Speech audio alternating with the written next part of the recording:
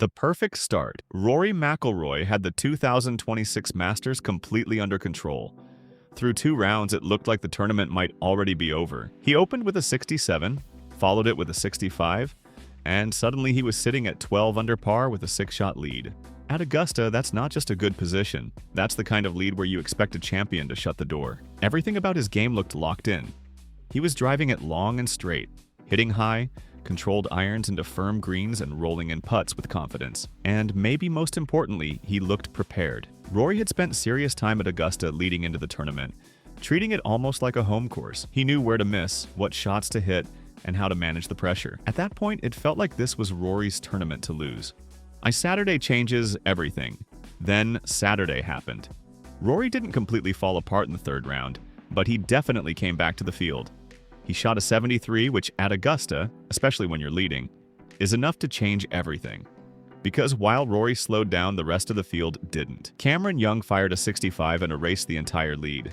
Just like that, Rory went from cruising to suddenly tied heading into Sunday, and that shift matters more than people realize. Protecting a 6-shot lead is one thing. Walking onto the first tee Sunday tied for the lead is something completely different. Now it's not about managing a cushion.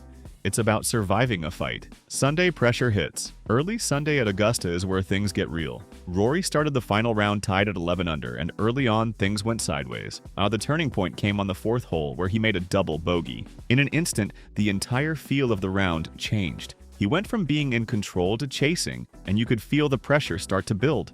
That's what Augusta does. It waits for one mistake, and then suddenly every shot feels heavier than the last. At the same time, the leaderboard was getting crowded.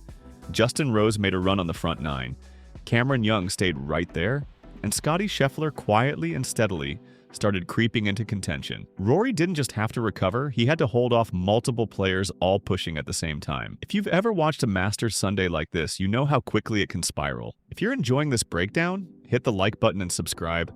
That's because this is exactly what makes this tournament so different from everything else. And drop a comment. At what point did you think Rory might actually lose this? Because for a stretch, it really felt like he might. The turning point. Amen corner. But this is where the round changed. At Augusta, there's one stretch that defines everything. Amen corner. Holes 11, 12, and 13. This is where tournaments are won and lost, sometimes in the span of just a few minutes. After the early damage, Rory steadied himself. He picked up birdies on 7 and 8 to regain some momentum, but the real turning point came at 12 and 13. He made birdie on the 12th, which is one of the toughest par 3s in golf and a hole that usually takes shots away rather than giving them. Then he followed it with another birdie on 13. Suddenly, the player who looked like he was slipping was back in control. That's the difference between a collapse and a comeback. It's not about avoiding bad moments, it's about responding at the right time. Scheffler applies pressure. Meanwhile, Scottie Scheffler was doing exactly what you'd expect. No drama, no big swings, just consistent elite golf. He kept making pars, picked up a few key birdies, and slowly climbed to 11 under. By the time the round reached the closing stretch, Rory didn't just need to hold things together. He had to beat the best player in the world coming at him late on Sunday. That's real pressure. Closing it out. Rory's final round wasn't perfect. It wasn't dominant, and it definitely wasn't comfortable. He shot a 71, and there were moments where it felt like things could still go either way. But what mattered most is that he didn't give it away. He made the shots he had to make, avoided any late disasters, and held his ground when it mattered most. When it was over, Rory finished at 12 under.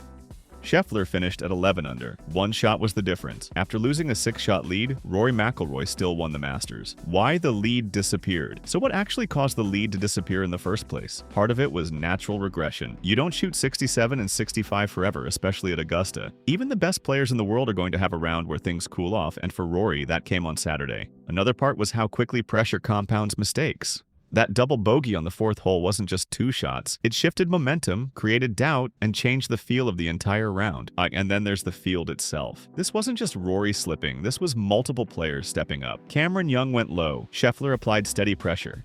Justin Rose made a run. When that many players are pushing at the same time, even small mistakes get magnified. Why he still won. But the more important question is why he didn't collapse completely. And the answer comes down to 3 things.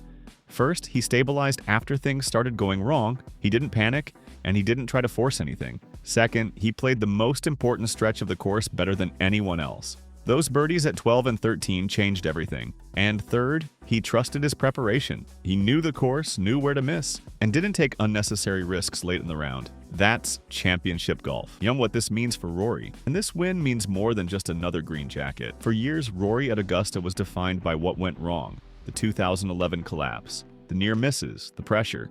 But now, that narrative is completely different. He's a back-to-back Masters champion, joining a group that includes Jack Nicklaus, Nick Faldo, and Tiger Woods. That's not just another win, that's legacy. So yes, Rory McIlroy lost a 6-shot lead at the 2026 Masters, but that's not really the story. The story is that after losing it, after the pressure, after everything started to slip, he still found a way to win. And at Augusta, that might be more impressive than leading the entire way.